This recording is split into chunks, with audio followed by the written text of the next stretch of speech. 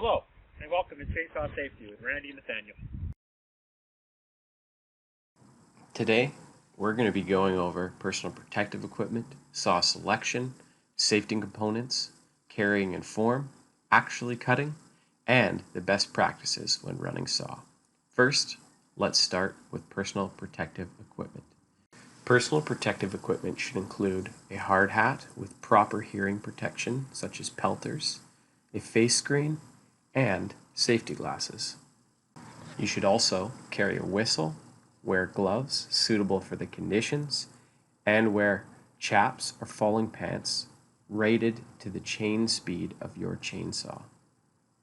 And don't forget about wearing well-crafted boots suitable for the conditions.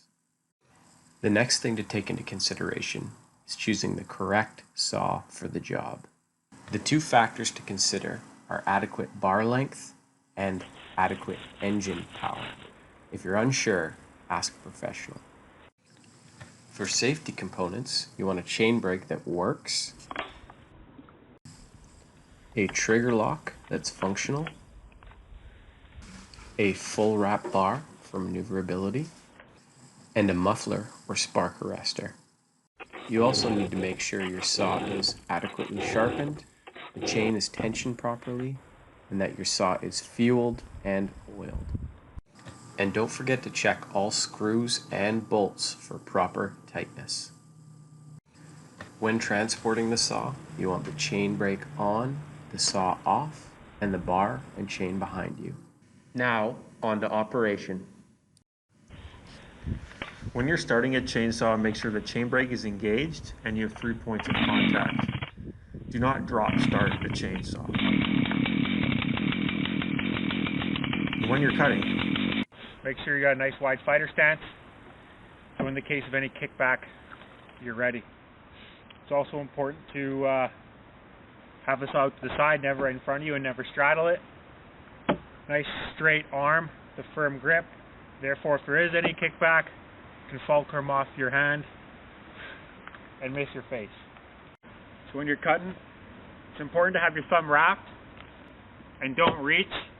Get that saw nice and close to your body, again, so you can be in that fighter stance. And whenever possible, you want to be cutting with the pulling chain rather than the pushing chain. And then before you make a cut, you need to be aware of your binds, whether it be a top bind, bottom bind, side bind. Rule of thumb, you want to hit your compression wood before your tension wood. In this case, this would be a top bind. It's suspended on both ends.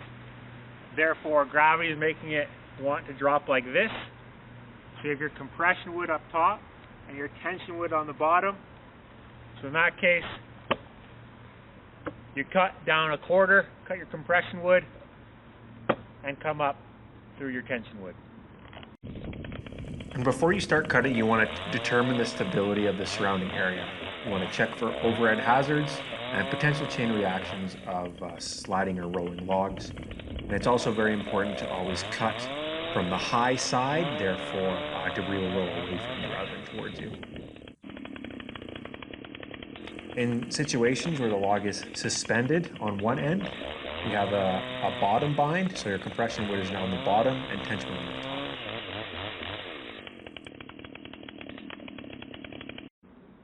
So the most important rule when running a chainsaw is to maintain control of yourself. So that means being calm, remaining focused, knowing your limitations, and keeping your ego in check.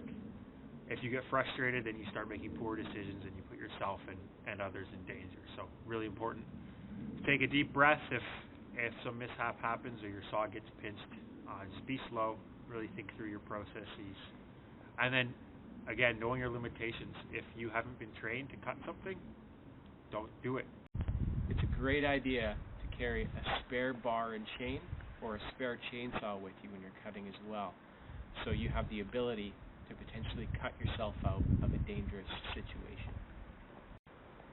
Also, if you find yourself upon an active falling area, you should never enter that falling area until you have made contact with that faller and been granted permission to enter. When you contact that faller, you should ask if there's anything cut up, is it safe to enter, and what path you should enter on. Once you are clear of their falling area, you should radio the faller to tell them that you are clear, and then they can proceed with their operations.